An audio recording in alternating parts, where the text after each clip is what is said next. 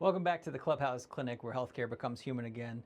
I'm NP Mike, and today we're talking about how science really works. I love science and I practice healthcare because it's science you can touch, a science that creates a difference in other people's lives regularly. And it's the decisions we make in the exam room, it's the questions we ask when somebody's sick, and it's the willingness to say, maybe there's a better answer. And I think this needs to be said. Being smart isn't having all the answers. It's the willingness to keep asking questions and constantly learn. You see, science works because it's beautifully simple. 5 steps. 1, ask a question. 2, make a testable guess. This is your hypothesis that starts research. 3, try to prove yourself wrong. That's an important step.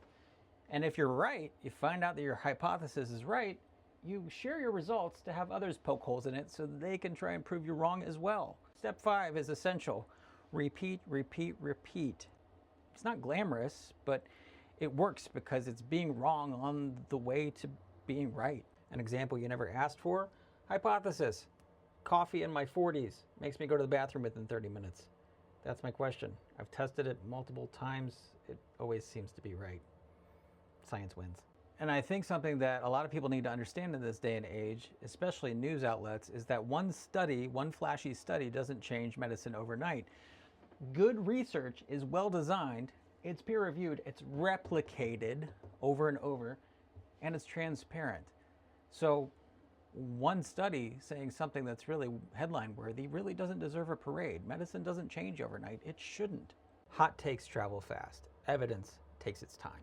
It's important to remember that the internet is a bias amplifier. Whatever you really want to look for, you'll find. For example, look for coffee. Coffee causes headaches. If you search that, you'll find proof. Search for coffee helps headaches. Search for that, you'll also find proof. And that's not some coffee headache conspiracy, that's just algorithms. Science asks the big questions, like what do the best studies show?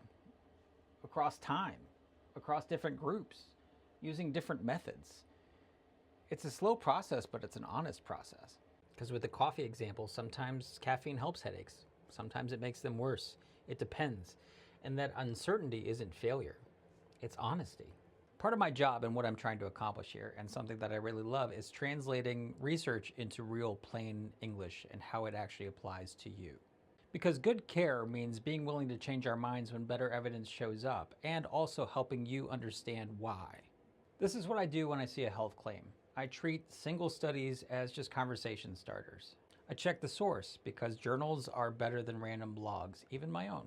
You gotta look for replication. These things have to happen over and over and over, not just a single study. Tough starts, red flags when I see articles are words in the title that say miracle or cure or proof or guaranteed, because if it's just sudden and we haven't seen it before, then it's not likely to just have happened in one study.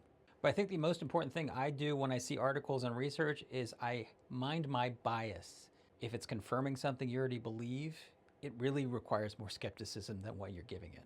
Here, curiosity beats certainty. I am developing a whole research corner where we can discuss research, we can discuss articles, leave out the medical jargon, just have it make sense, call out the shaky studies, praise the good ones, and just learn together. So if you see a random article or a random thing on Facebook at 2 a.m., just give a screenshot or an article. You can send it to me in my DMs or email me or put it in the comments for us all to pick apart. This is an open area and we aren't fighting, we're learning. Because the goal isn't to win arguments, it's to make the best decisions we can with the best information we have and update those decisions when the science improves. I'm NP Mike and welcome to the Clubhouse. Curiosity required, certainty optional. Give me a like and a follow, why don't you?